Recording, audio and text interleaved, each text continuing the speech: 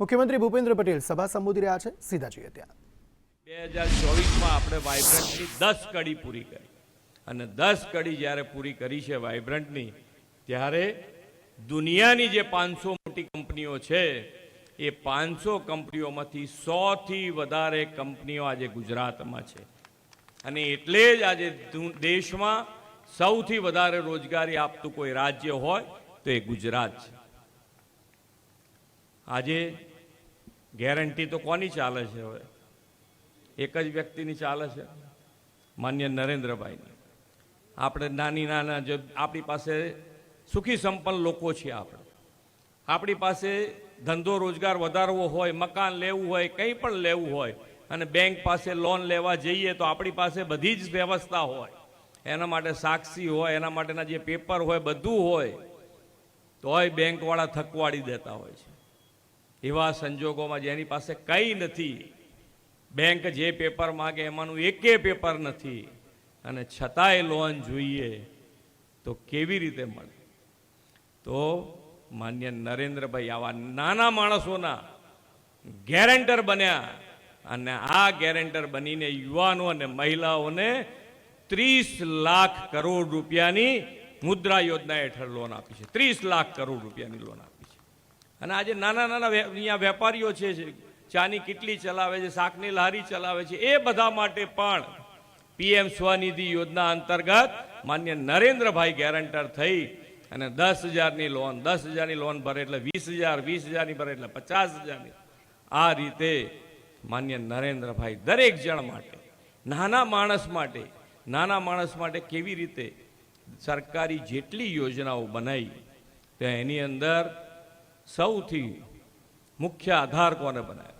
તો કે ભાઈ નાના માણસને કેન્દ્રમાં રાખીને સરકારી દરેક યોજનાઓ બનાવી અને આ યોજનાનો લાભ દરેક જણ સુધી પહોંચ્યો છે. નાનામાં નાના માણસ સુધી પહોંચ્યો, છેવાડા માણસ સુધી પહોંચાડ્યો છે. વિકસિત ભારત, અને વિકસિત ભારત માટે આપણે વિકસિત ગુજરાત બનાવવું છે. એનું કામ આજથી શરૂ થયું છે. ના 100% સેચ્યુરેશન, સરકારી યોજનાઓનો લાભ કેટલા જણ લઈ શકે? યોગથી આયુષ્યમાન સુધી. ને આયુષ્યમાનમાં આપણે અત્યારે આયુષ્યમાનની વાત તો બધી આપણે સાંભળી છે કે ભાઈ આપણે 5 લાખ સુધીની ગેરંટી છે જ, પણ આજે આ વખતે જ્યારે ત્રીજી વખત તમે બેસાડશો ત્યારે 70 વર્ષથી ઉપરના દરેકે દરેક વૃદ્ધની આયુષ્યમાનની ગેરંટી માન્ય નરેન્દ્રભાઈએ લઈ લીધી છે. એના સ્વાસ્થ્યની દરેક સુવિધા મળે એની ગેરંટી માન્ય નરેન્દ્રભાઈએ લીધી. 70 વર્ષ પછી એમાં કોઈ આવક મર્યાદા નથી, કશું જ નહીં. તમે 70 વર્ષની ઉપર થયા એટલે એ માન્ય નરેન્દ્રભાઈ તમારી જવાબદારી લીધી છે કે તમારું સ્વાસ્થ્ય બગડે તો એ સ્વાસ્થ્ય સુધારવાની જવાબદારી નરેન્દ્રભાઈની ગેરંટી છે. આજે કેટલી મોટી યોજના છે. બાકી 3 લાખ 4 લાખ જો આપણું શરીર બગડ્યું હોય ને જો આવી ગયો ને દવાખાનાનો ખર્ચો, આખી જિંદગી તમારી નાના માણસો માટે વ્યાજમાં જાય, મૂડી તો ક્યારેય ભરી જ ના શકે, છોકરાઓને ભણાવે નહીં. આવી પરિસ્થિતિમાં આ જે માન્ય નરેન્દ્રભાઈનું આયુષ્યમાન કાર્ડ જે છે એ શાંતિથી લોકો સૂઈ શકે, નાનો માણસ સૂઈ શકે, એની ખૂબ સારી વ્યવસ્થા કરી છે. અને જ્યારે આપણે આગળ વધી રહ્યા છીએ ત્યારે બાકી આ ગુજરાત અને ગુજરાતની અંદર હમણાં અહીંયાથી કહેતા હતા કે આપણે 3,32,000 કરોડનું બજેટ મૂક્યું છે અને આ જ ગુજરાતનું બજેટ 2000ની સાલ સુધી લગભગ હશે 15,000-18,000 કરોડનું બજેટ હશે. અને આજે આપણે મજબૂતાઈથી આગળ વધી રહ્યા. કોવિડ પછી પણ આખા દેશમાં નાણાકીય વ્યવસ્થાપનમાં ગુજરાત નંબર 1 ઉપર છે, ગુજરાત નંબર 1 ઉપર છે.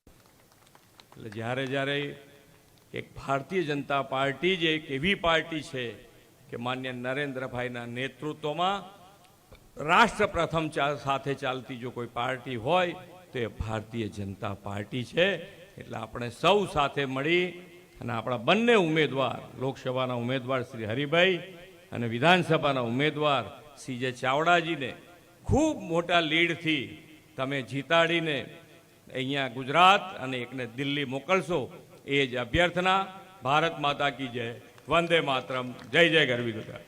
ખૂબ ખૂબ આભાર માનનીય મુખ્યમંત્રી શ્રી.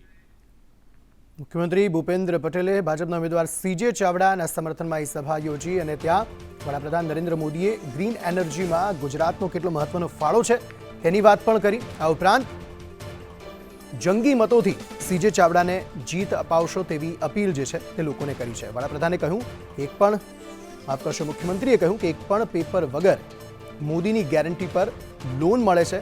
વિકસિત ભારત માટે વિકસિત ગુજરાત બનાવવાનું છે તેવી વાત મુખ્યમંત્રી ભૂપેન્દ્ર પટેલે અહીંથી કરી છે.